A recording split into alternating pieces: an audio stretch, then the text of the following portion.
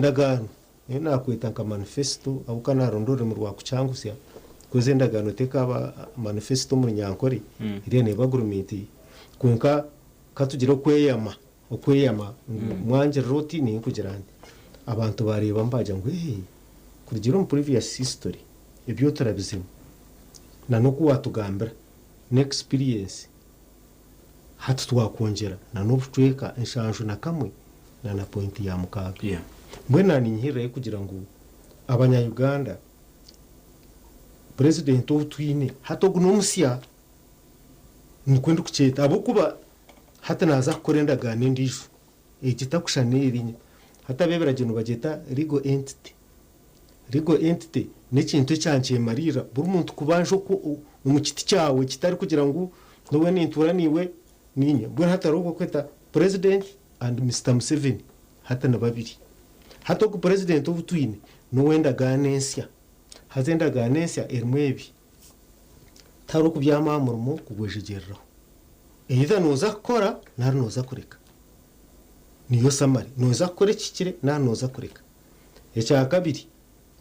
oburubwenguzi tubwakine space tubwenaho kushitama yahindera ikintu ki hazatiraho structure ukwe kuza kukora nuko bakweta amatafari gotira ihanga nambure nyina katabaha abakutureba numukareba nkashobora ebiryumu kubya bintu bikuratana kugira ngo itafari ryo kubanza rikariha twazarya kabiri twazarya kashatu abo ko kibije cy'ikubuzo bw'abantu bingi nabagira ngo tuwosire tugambira abantu obusinge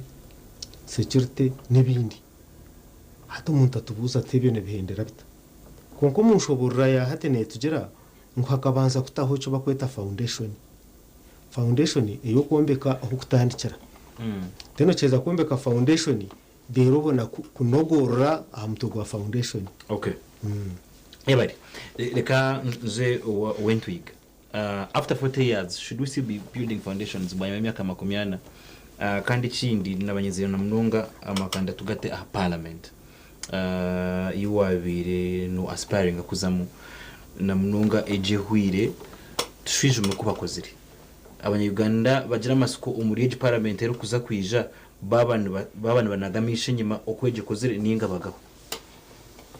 inja kugaruka mukeza ntandishenti no reba mu bana wanje yajango nyine ko utwine uno musyo kandi nkamuhakarura kunko nyine mangu to musya ni mangu no mukuru ntyo abo kuba nore wagura umwenda ukagutwara umuka gwagomo senarity y'umukazi ukagira ubwira bwo kumwambara ngo umwenda n'umusya ngo n'umusyo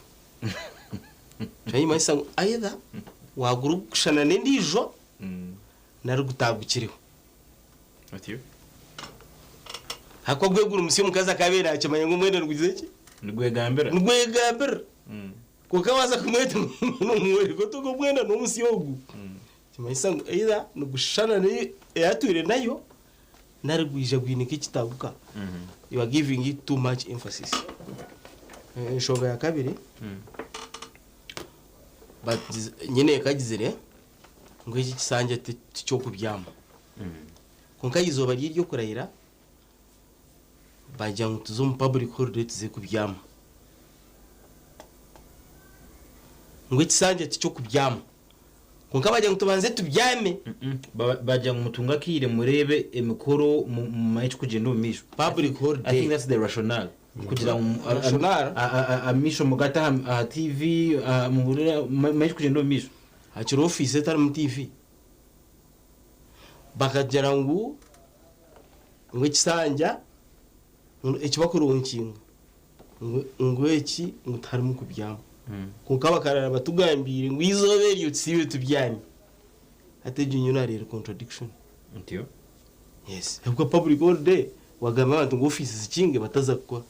kandi bakaje ngo ikisanje n'icyo gukora none mayisaki so ataho ejo logic njishazamo atanaza ahashonga yawe ya imikorere ya parliament first of all parliament nende berwamo MP woine oreke kumwefuza abo kuba nuba no yereba parliament na samare yentekateka y'abantu mu byo bwebembezi nuba kubaronda ndicyo kuronda ba MP mukeza mukaza kwefuza nimugwa mbaronzire ba kansa kwena abasa nabo kuba nimwe no mbasa karata kubasa nimwe batakubasa kwe nimwe mugize ki mwamuronze nimwe mutoreni mbanyo parliament ejehwire kanta max ingereza 3 ne mwarigana ashatu ne mwarigana abashomero shome sankanyi ari tukweta average ari bakweta pass maka azane chako iri ari 50 bundi ninga bundi mu gishumya nkari 50 nakurugiro ko kerase kuba yagereta yakora mbwe natashatu ne mweze zawe pass maka ya ugitire nkai bakabagwire bino mwenda now yes icyo kubahereza umwenda ni kiya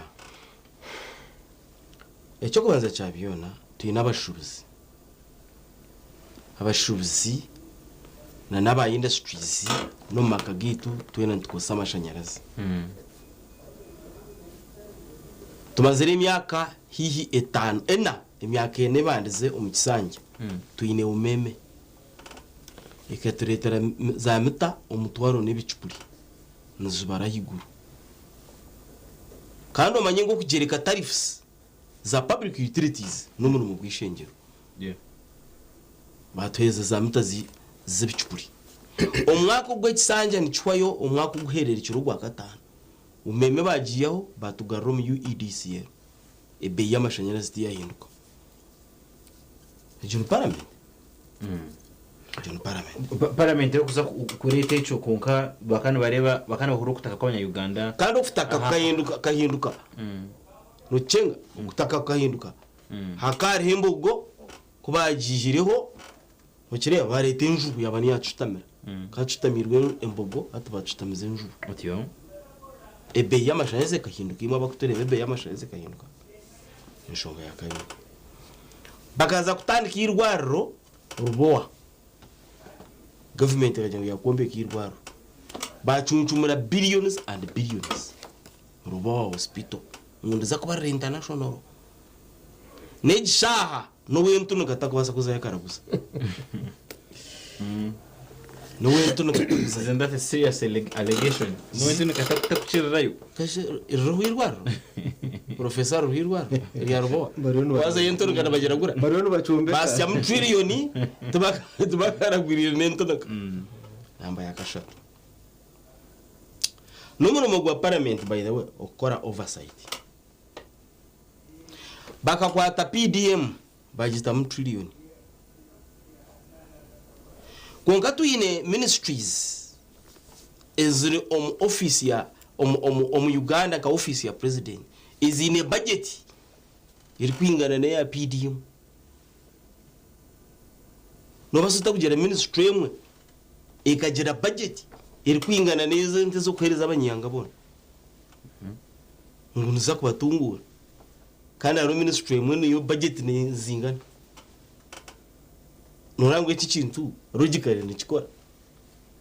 ministry emwe ni ingana abanyaganda bona please ba serious so parliamental nyongera kugishara max ndije shonga rero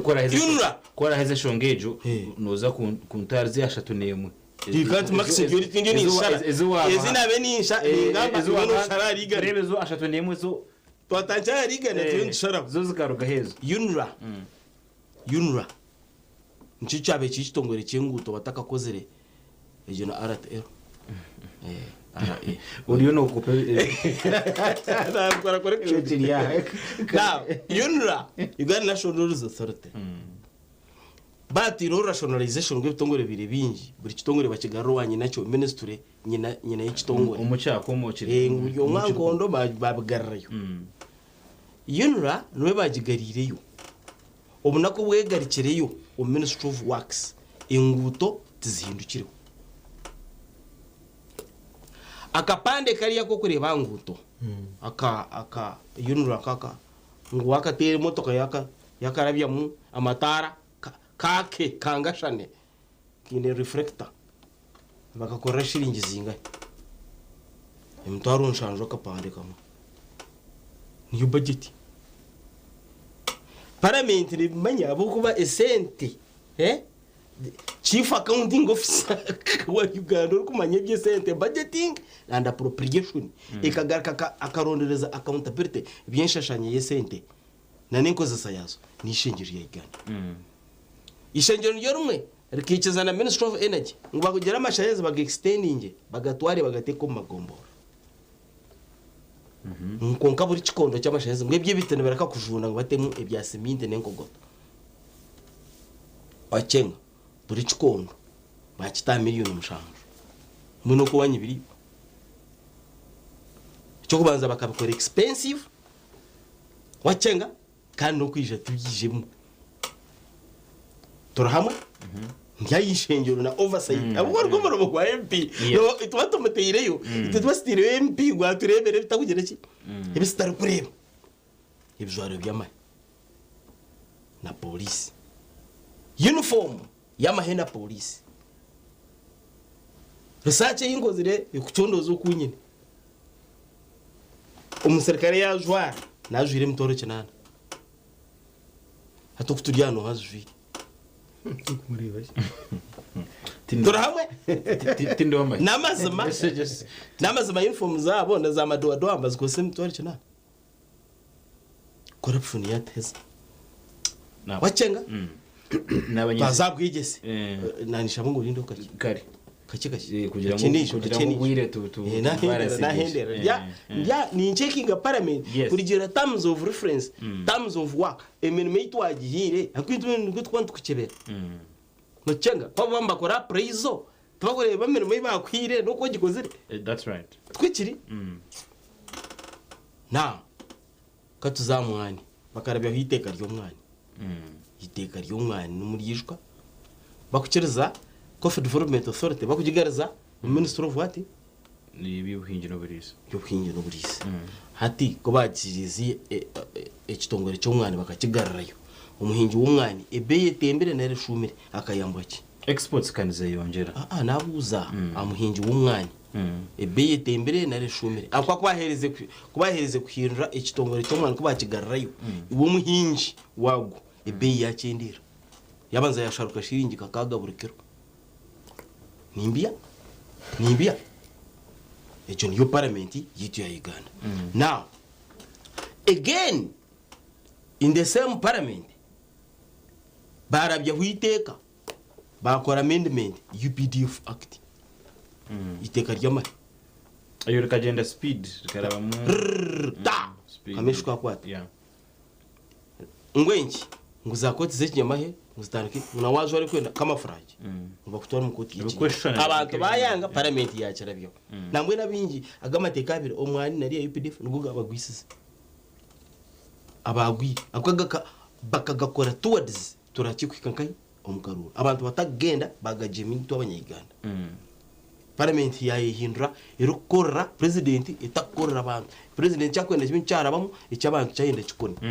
wacyategereza yes nkiriza mpendera atuwaza kubokwasa ukacakataho boko banareba umwami habatagumire na notinga number of things ebyara kwenda ngo garuke mukonkanyezire ngo nkirize kace we take a short breather kutura garuke nuza kutandekera aho rero nabwe twamara turebe tukore prediction for the parliament that is coming priorities z'abanya-Uganda in terms of priorities birukwete ibishemere first things first ebyo kubanza bakaba niyo byabanza ebitashimye kubanza bakakorwa bwanyuma priorities zitu nkihangane ziha and what should the parliament coming up ebishemere kutambakana kutwara mu kahumuro abajenyi banje no mwami Habat hamwe no mwami Moses Nyundo Bob Zgada. Let's take a short break tugaruka mbwire buke.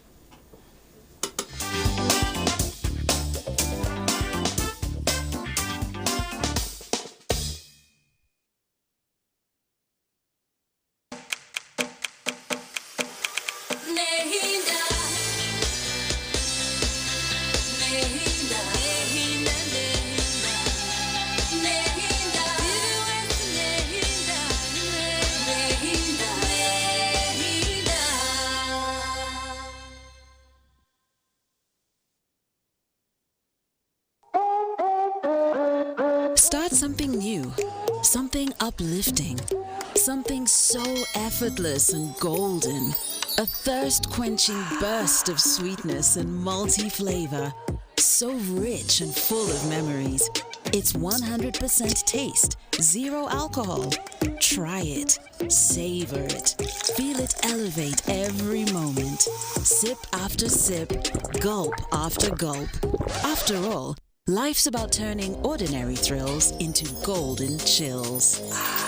Start something malty with the new Evervest Malt Apple and Pineapple. Try the burst of sweetness and malty flavor. It's 100% taste, 0 alcohol. Available in a shop or supermarket near you. Evervest Malt. Make every moment golden. Evervest Malt is from the makers of Pepsi Cola in Uganda.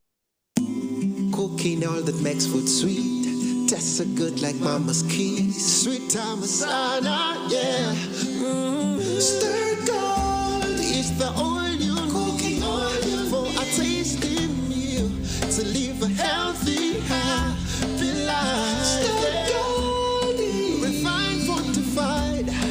blended pure vegetable cooking oil, second best to a mother's love.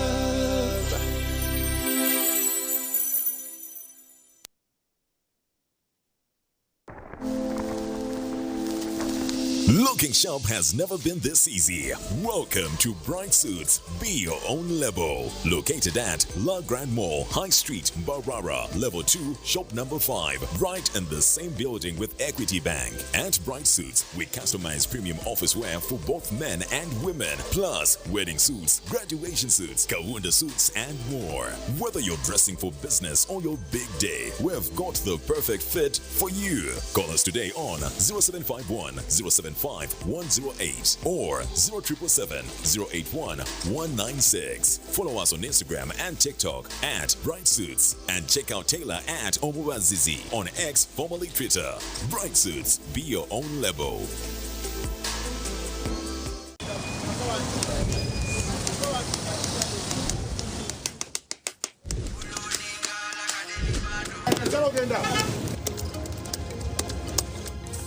And that's it for today. Till the next episode.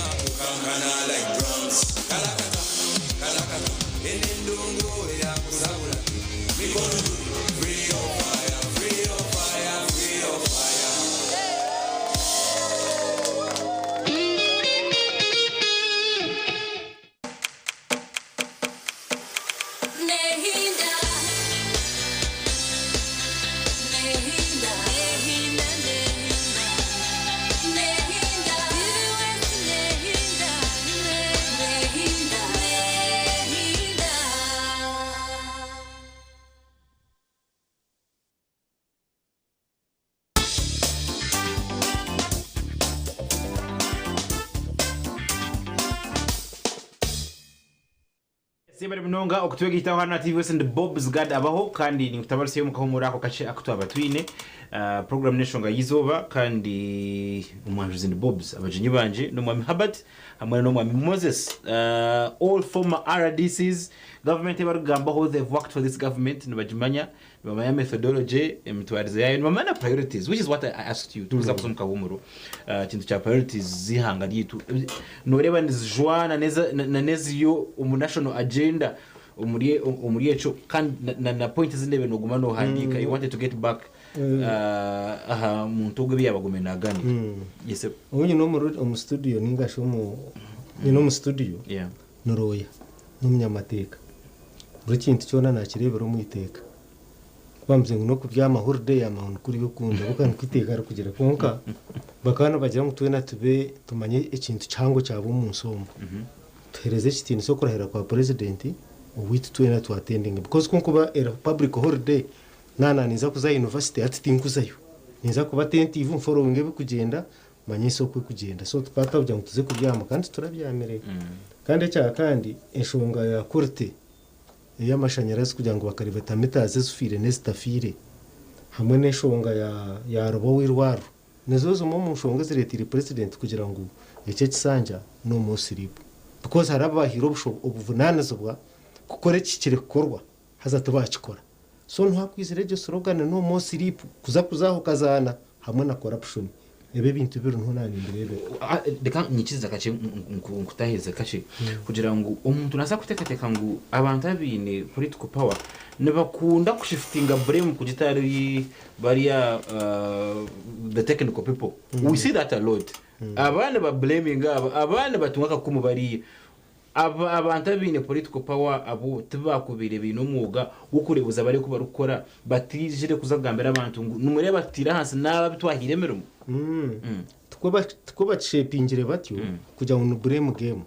no aturana presidency proclamation zaba president tuwe nkabanize kukigamba no kuba Trump no bakabona no bagamba nagire kiyagambe kwaburi hanga yo kutora hate byona uko kweza is the chief consumer of intelligence yihanga byona no bishira diskai hata bisamarizing hata politics ntugeta political communication you articulate you aggregate and communicate so hata president kwa kweza kubigita nabarete bitashikirema nyabicupuri manya bakererwa amayunura manya bihe byona hatareba ngo eshonganize retwa either corruption hamwe n'abata abantu kutagira abavunanizwa bwabo so ntabwo ati mwene cyo kisanja no mo atira akagambo mo abwa biyokurasizi kushangano oguna signing okumbeka kwa rubo kwanga ko icyo nakize cya kandi ikiranye na mukwate ukakene cya PDM kweta kujya ngo umunya Uganda wana benefiting ya PDM ine classe yabire barirwe aba bakurire kidacuka kuko kutari PDM nango ni utorumu hine groupe be baterire hesente mwene ware bazirinche utakaje utagwenki ninche kandi ministry nesira n'abantu bacyabashongeje then corruption buri muntu nakujivunura kwa kwenda nevunura kiragiro cy'enkumi 2000 kugira ngo atware ikintu cy'abantu bingi o in interest yo kukikosa nko muntu konka niwe nikirebera mu approach ya corruption ya Uganda egwiri no barebera corruption bakujimejaringira protocol failure to follow the channels of bureaucracies washanga umuntu yagenzera bureaucracy ngobwo natari corrupt konka tugirebera RND ecyabikiri cyamuhero niki what was the target no kombe kishomero ekizimbe kikaho kiruho narati kiruho yono basa kuwagenzera mu mateka konka ekizimeka rabo cyombekerwe mu buryo burwo mayo bakasayininga amanyabi hatwa ko baza kwata corrupt person ngo atarafiterire ho mukono ukagumza mu wabuze drawing tukabe tuhindura mu tugira ngo ukoryo kombe ko ruguto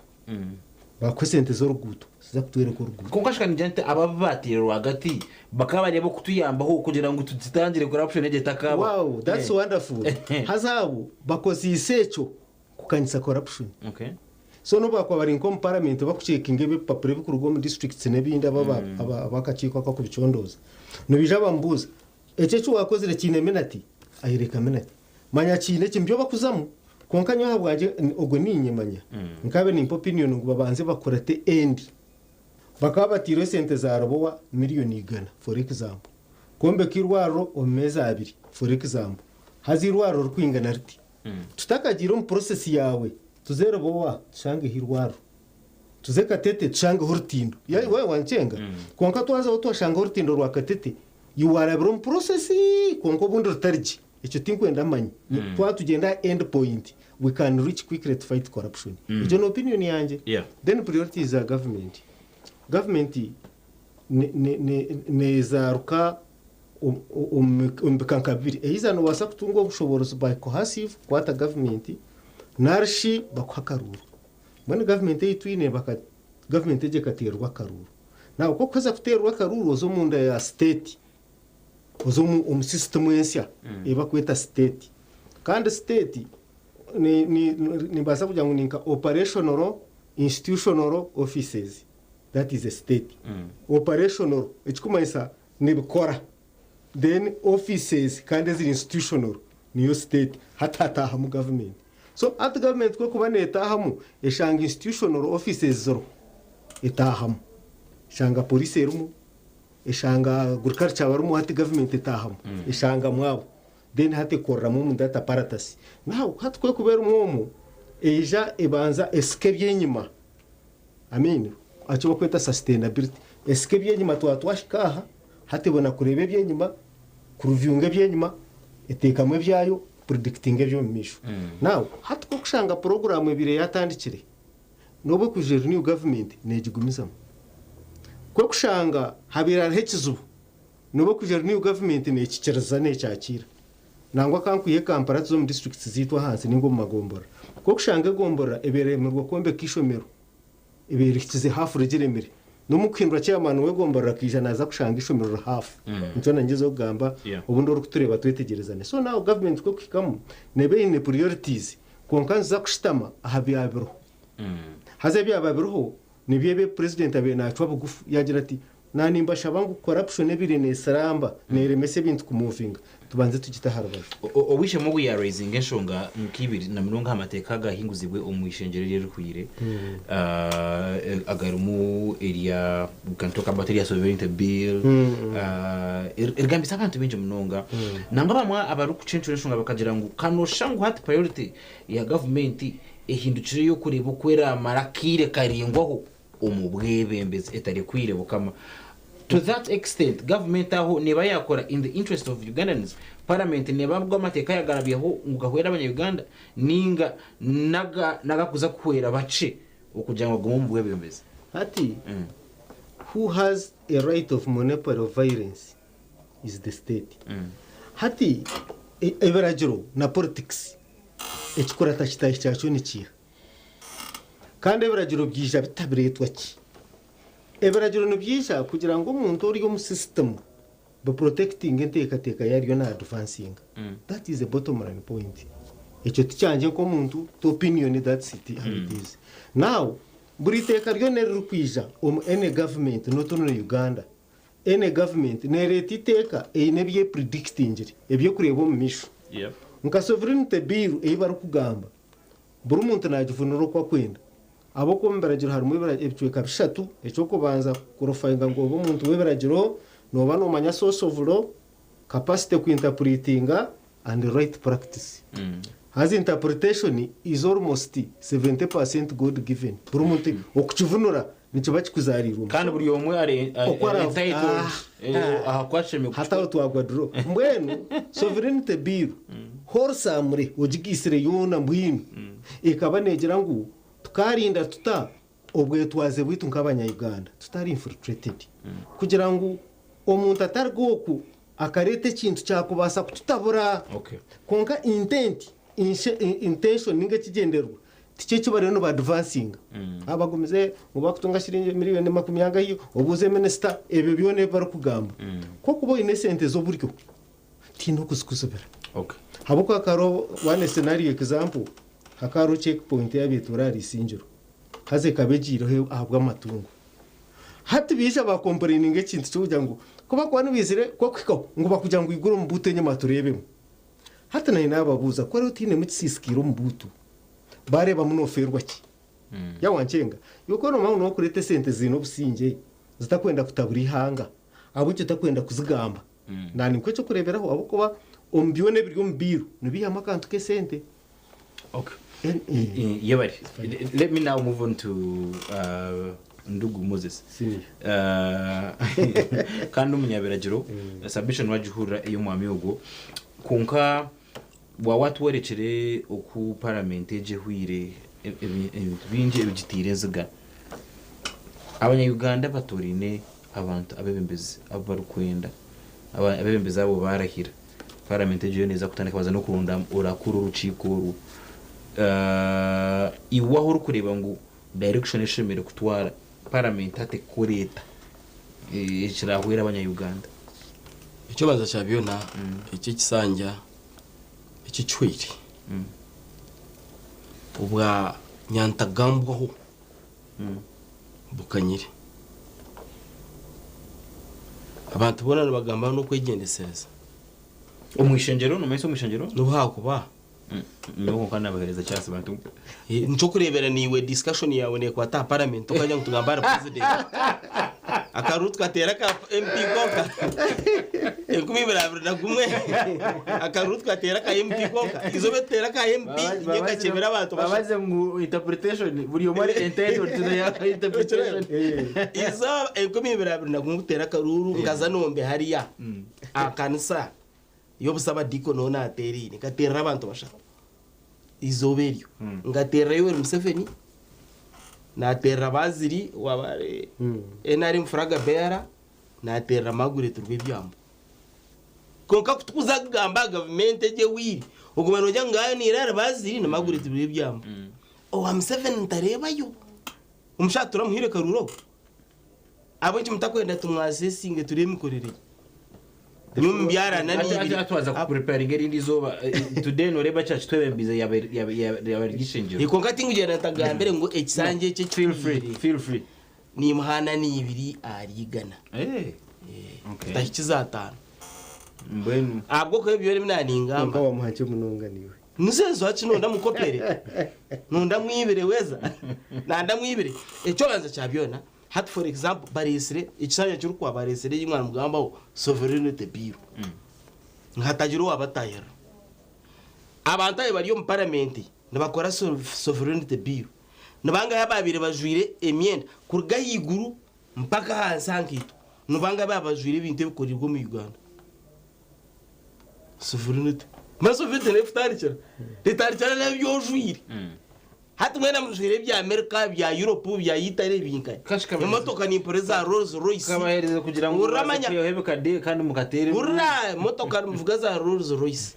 za billioni 3 n'icitweka miliyoni 13 Rolls Royce Cullinan Phantom wajhura ndima kugigamba nochenga ni rinkombazi komajiga mushambagamba kombazi gufutamba nyanka ka covid now emjware yone babajwira yemba passing ikiragyo cya sovereignty bill bakabajwira imyende gukorwa hero ma sovereignty netanga kugira ngo nebyo jwire ubikorera umuyanga ryawe hashika ninjira na niyo shonga baretire kiragero kubatire mutocho bareba bakuzana imyende targejo bajya ngo batehekiragyo bakashware imyenda yawe echo tichurumu kore wagishomere bill iba passingire echo tichurumu echo kugira ngo ebitukoso mu Uganda ebingi bembero gankahi mu Uganda nababire barukorora kurahira ubira tajwiro rede medel kurgaheru abira jwiro mvumba nabwo kurgaheru ekikade between t-shirt hata mugamba sovereignty watayitunga bawo na t-shirt mwiyaheru muteka ibishani byanyu muhandika amazina gani hata mugamba exactly muyunu mugamba ki nyintu igaru nkuburiza nguriyo no gamba kigaye emugamba tuburu so cyo kugira nti owekitsinisa president wetinda muhe makisinche munonga konka takurenzi ananibi takurenzi ananibi hata resoro kweyama two mwakweta ukweyama kwati ngwena mwe ndebe nyuma nyenda ndebe nkai ndebo misho peace and security of persons and their property in all parts of the country obusinje konganye chinte chindi kumanya kamara kora ka video na kata TikTok ndikufana IGP ngo aba police baturwaneho abantu bakiri sante nembuzi nenkoko nentama nempunu baziba namatungo n'umwana bagushoroma imbera tirnunji so namwareta PDM ha ataruho security yo kugira ngo umuntu ari yisembuzi yigumo akisibu kwara gisigo mu cyurwa kashisha gishangiye PDM zo ikigambo cyo mutawuni konko mu cyaro kikuza kubyara accelerating industrialization will focus on building factories which use local available materials as inputs. Ejuni industrialization. Mukachereza factory y'ibitoke mwagiteka hariya bushenyi. Mwajombekera billion awareness. Billion abniwe. Tinkare bagamo toka y'ibitoke ne heta mayirina wanyisinjuro kwe ibitoke niyo bakubihinga. Rebere motoka ne heta mayirina ne hetari yomwe bukona petrostere neza mayirina ngo neza bushinyi ne tware bitoke ngo factory babyenda no kireba no kudibuda kushishe sente zo handiko rushungurungi konka rwo kushishe sente zaki zempa musho export promotion and import substitution by boosting the domestic manufacturing capacity tanchara byo kujwara mbyo nani ngamba toza kujwara already media yitare kwija kutureka charinga ngahatu ngo abanya Uganda bazigura ibya Uganda yujwire bi no kireba strengthening the private sector. Private sector ne yongeza bw'amani wakanyisa amashanyarazi naki na mizi owitu omurembe gwa General Yoweri Kaguta Museveni omurika sharingu zarwa omukikondo cha compound yanje amwe kikondo cy'amashanyarazi nicatireyo itite nyowe ndani mu assessing President Museveni cyari siro myaka 20 ahise bikondo by'amashanyarazi byo mu cyaro cyitu now yeah as we abo kwakareta mugabe yizere tap za mizi amizi gabengija rwaka no mukasheshe akakona hatagakizira kimwe complete etape komera kimwe eyatiro musero hariya akomugenzi rw'abajungu iryo teka leta gamize kakirenge now hata amashanyarazi gakija nakugira ngo mu mbuga yanjye namwe kikondo omucyaro cyo nabantu bine mashanyarazi kandi garumwe mu waya yigu gakaremwa kuba bakaremwa gatasiyo mashugabo so ebe y'amashanyarazi er prohibitive erya higu okugatasya kurya higu no gashishura kurya higu hati noza ku strengthening ota private sector kana amashanyarazi erya higu kana mizi gatari kwisha unfortunately eshazi tuzahwaye omwami Moses akagambo kawo kamukamwe ntubakunda mnonga nobutare ntonga ndo mu studio konka government ntwantu reba ngo hakiriho yo twatujine ne ikirezinde zitakarebere nje tukujhajera konga ntujibanja tubanja bibuza yabari mnonga habati akagambo kawo kamwe akanja kamwero nakagira ngo umwana wanje ogu amanira akakweyongera no mu mutsange kitereze ecyo twakweta strengthening private sector umushija akashitama yashumiberagira umutsange cyuire hata no roya complete ecya kabiri umurusaci is one of the gains we are protecting yes umurusaci nabatugira sanja kiriya nabarmu variables areba kweta independent ubunne moderating variable koko banoza kutuma umuntu akozere ekiku influencing ekindi tushanga ngo President Museveni maxes tukumanya ngo ziri standard zakorire ni 71.6 abo kandi zabantu bamuhire bakumumesharinga ebyakozire omutsange cyuire ecyaha muheru omutsange success ekozire takabahoga akona ko card debate success takabahoga mu nsomo omuyinsomo with the only president obasize kusechuwaringa an African country state uninterrupted imyaka 20 hine kitengise Uganda 40 years borders za Uganda soro ni muri na hatu wenda kutambara nozaho kwenda nyiciro no hikayo kandi umutsange wo mutuze capacity yo exporting na security na peace no hurata no baboroga Southern Sudan nkahiti ngwenda kubigarukamo wareba embeba ne hunga omuyihangwe ne hungo ne ijo mu maguru gawe kimayisa nkurira na habi aho kuzahara harunje so warabantu no bahungira kimanko ha peace so ni impendera ni ngambira abanya-Uganda ebitateriro mutsange cyuire this time nibiza kukorwa kandi hati kiri general buri muntu naza kuba participatory talk shows ezine ziyamba ahi government ekozere kubino bahagamba ebyanagamba byo natebigwire konka harimo cyo kwete extremism ubundi kurengo kazahari ukashuta mbwe nuko ebyagamba byo nabiyabishire ebyogo ebishikire na imbuze ibyogo yagamba nyine point imwe ya disagreement yona uko ya top page so mano mu gufu mu yabare kutereza mu cyakoganira kandi nyenda gambira abanya-Uganda ngo cyango munonga okugira umunyabwenje omwe Martin Ruza Junior akajya ngo cyo kuba kuhereza umuntu akakushemererwa no saving life ye so Uganda twine peace, let us use this peace to progressing ebintu nibiza kusanziza babari munonga. Thank you so much iwo watandikani tokando kaenda nitwe nyenda kusima unfortunately rakire kitu kawayo ebigambo byo byatwatukine binji ahachatandika kukwata yekintu but that's all the time we had na no kukwata kila cyo chukuru munonga abakwatse turi kwenda kubyamira bwire ngo batugambira tudafaneze birunji mukabatendere have a lovely night bye bye kare